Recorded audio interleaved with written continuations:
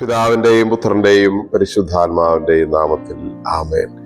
ഈശോയിൽ സ്നേഹം നിറഞ്ഞവരെ, മംഗളവാർത്ത കാലത്തിന്റെ 3-ാമത്തെ ആഴ്ചയിലെ ശനിയാഴ്ച ദിവസമാണിന്ന്.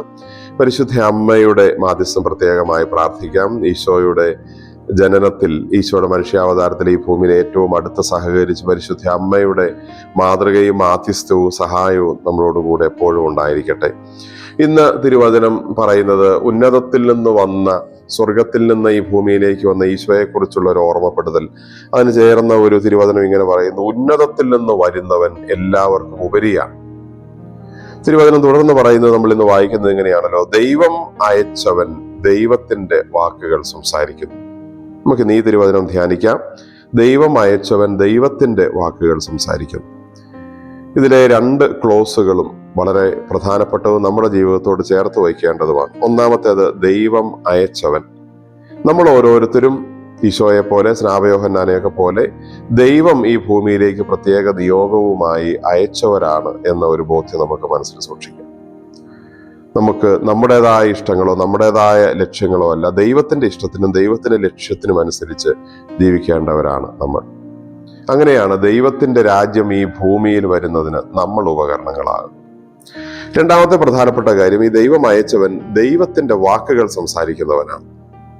ദൈവത്തിന് പറയാനുള്ള കാര്യങ്ങൾ നമ്മളിലൂടെ പറയാൻ ദൈവം ആഗ്രഹിക്കുന്നു. അങ്ങനെയാണ് ദൈവത്തിന്റെ വാക്കുകൾ സംസാരിക്കുന്നവരായി നമ്മൾ മാറേണ്ടത്. നമുക്ക് നമ്മുടേതായ തോന്നലുകളോ നമ്മുടേതായ ചിന്തകളോ നമ്മുടേതായ ആഗ്രഹങ്ങളോ പറയേണ്ടവരല്ല നമ്മൾ, മറിച്ച് ദൈവത്തിന്റെ വാക്കുകൾ സംസാരിക്കേണ്ടവരാണ്. ദൈവത്തിന്റെ വാക്കുകൾ ചിലപ്പോൾ സ്നേഹത്തിൻ്റെതാണ്, ക്ഷമയുടേതാണ്, കരുണയുടേതാണ്, പരിഗണനയുടേതാണ്, മറ്റുള്ളവരെ ചേർത്ത് പിടിക്കുന്ന വാക്കുകളാണ്. നമുക്ക് ആത്മശോധന ചെയ്യാനുള്ളത്, നമ്മൾ ദൈവത്തിന്റെ വാക്കുകളാണോ എപ്പോഴും സംസാരിക്കുന്നത്?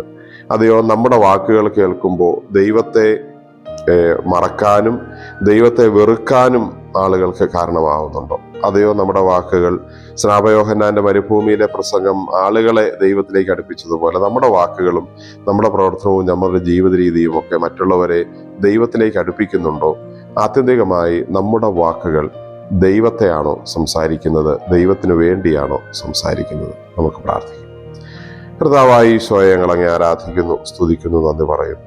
ഞങ്ങൾ ദൈവത്താൽ അയക്കപ്പെട്ടവരാണെന്ന ബോധ്യം എപ്പോഴും ഉള്ളിൽ സൂക്ഷിക്കുവാനും, അതുകൊണ്ട് തന്നെ ഞങ്ങളുടെ വാക്കുകളും പ്രവർത്തനങ്ങളും ദൈവത്തിന് പറയാനുള്ള കാര്യങ്ങൾ ഞങ്ങളിലൂടെ പ്രകടമാകുന്നതാണ് എന്ന ആ ചിന്തയിൽ നമ്മൾ ഞങ്ങളുടെ വാക്കുകളെയും ചിന്തകളെയും പ്രവർത്തനങ്ങളെയും എപ്പോഴും നിയന്ത്രിക്കുവാനും, ദൈവം ആഗ്രഹിക്കുന്നത് മാത്രം സംസാരിക്കുവാനും ഞങ്ങളെ അനുഗ്രഹിക്കണമേ.